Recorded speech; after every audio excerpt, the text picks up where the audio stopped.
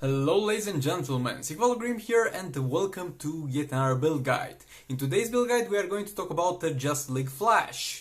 We are going to cover only one build, and it will be the critical attack damage build, and I'll talk a little bit about the non-crit build, though I'll also talk about why I don't think you should do that. But if you want to do that, I'll also give you some advice on that. But mainly this video will focus on the critical attack damage build for level 60 gears, for level 70 gears, and at the same time after that we will go into what team compositions he has for specific fights in raids.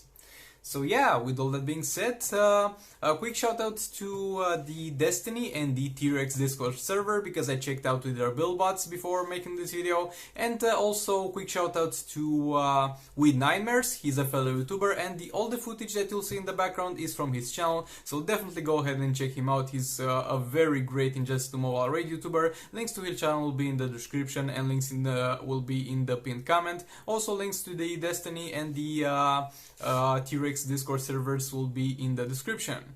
So yeah, with all that being said, let's get into it.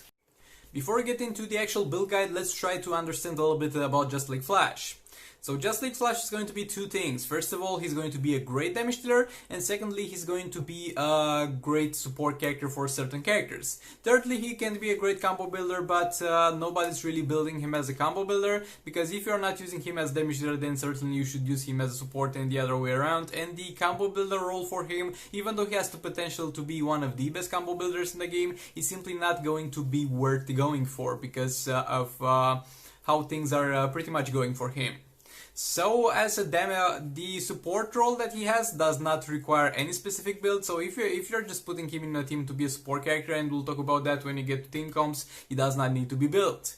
But if you want to build him as a damage dealer, and that's the only build that you should go for, you are going to need a few things. First of all, he is going to be a Just League member, so he's going to benefit from Just League Cyborg's passive, and that way he will deal a lot of damage with his basic attacks, and because of that fact he will need critical attack chance, critical attack damage, fast attack chance, and then as much attack as he can get.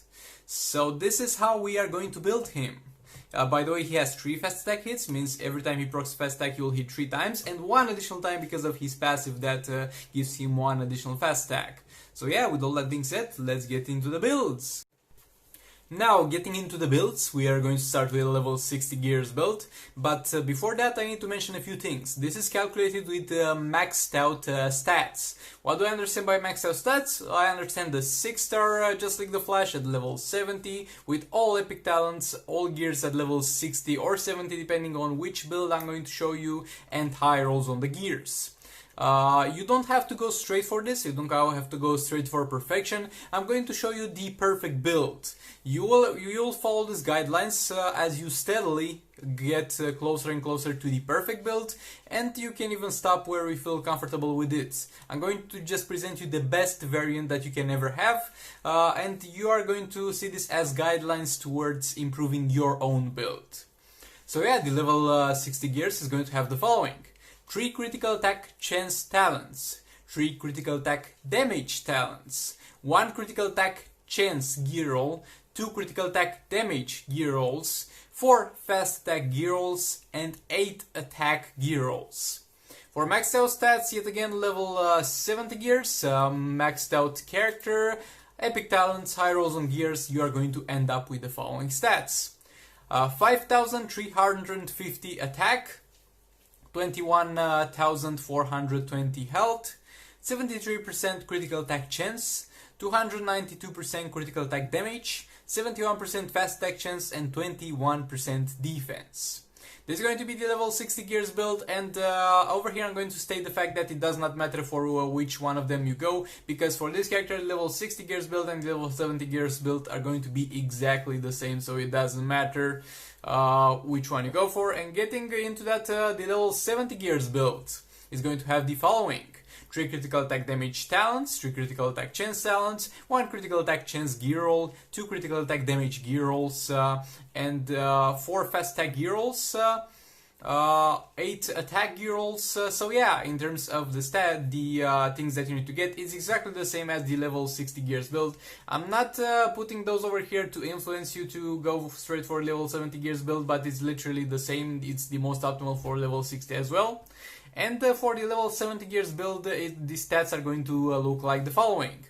5,685 attack, 22,420 health, 75% critical attack chance, 300% critical attack damage, 70% fast attack chance, and 24% defense. I need to say that if you are going to use him as a damage dealer, you will have to stay with him in a fight, because you'll run double damage dealers. In his team there will be Just League Cyborg, and they'll switch between each other in terms of who will be the damage dealer. And considering this, that you don't have a combo builder for him and you are going to run double damage dealers, depending on your gameplay, on how comfortable you feel with the character, you might want to add or not add defense, and that's totally up to you. The builds that I have presented you are with 0 defense, but if you want to add defense, subtract attack from the gear rolls and replace it with defense. Don't subtract any of the other stats that you're going to encounter over here.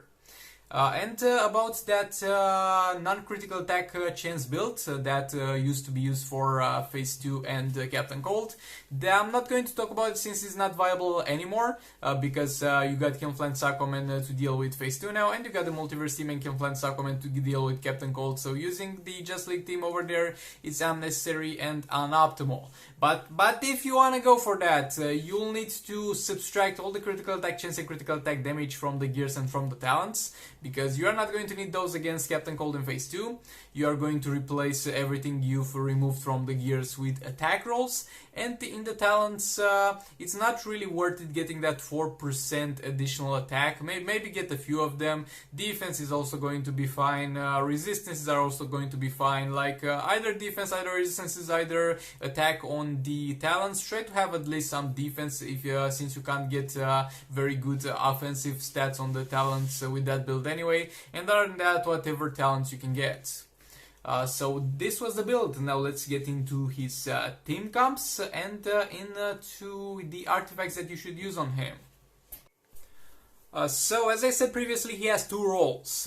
First role is going to be the damage dealer role, and for that he will need the following team: Just League Cyborg and Just League Aquaman. This is going to be the optimal team for Flash as a damage dealer. There's no going around it. And the optimal artifact is going to be Tab.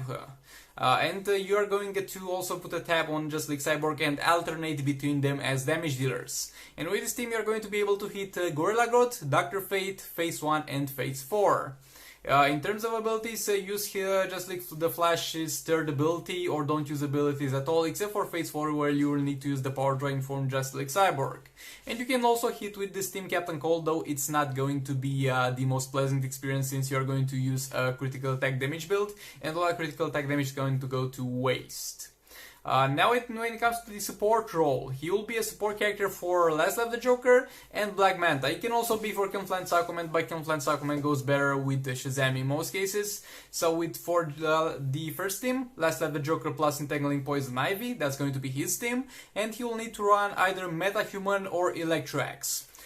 Because first of all, he's going to hit over here Gorilla Grodd and Phase 1.